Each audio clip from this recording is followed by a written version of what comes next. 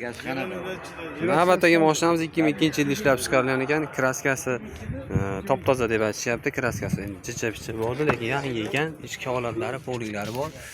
Sarafan kiydirib mana chiroyli mehr berib qo'yishibdi. Mashinamiz yaxshi holatda ekan. Shu yozuvni nimaga qo'yib qo'yishadi? Tushunmayman. Bilganlar kommentariyada yozsin. Mashina yaxshi holatda ekan. Mana orqa tomonlari. Mashina yaxshi holatda ekan. Mana 2002-yilda ishlab chiqarilgan akalar. Yana bir bor aytaman. Yurgani 354 ming ekan. Motor yangi bo'pti. Hadoviy korobkada ish yo'q ekan. Mashinamiz mishga tayyor ekan mana akalar. Ko'ra olasiz. Tanig'idan istayotganlarga bemalol jo'natib yuborasizlar. Boshqa puli qancha buni?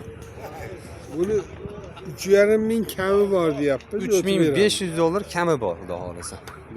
Bo'lish qanaqa?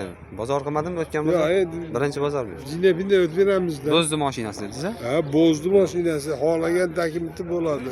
Bu dokumenti bo'laveradi. Bo'ldi. Nomeringizni aytib bersa-da. 33lik 33lik 302 302 0058 0058 raqamlarga aloqaga chiqib bemalol host tomonidan to'liq ma'lumot olib mashinani xarid qila olasizlar. Mashina ideal yaxshi holatda ekan. Shunaqa tik o'stab yurgan akalarga jo'natib qo'yamiz.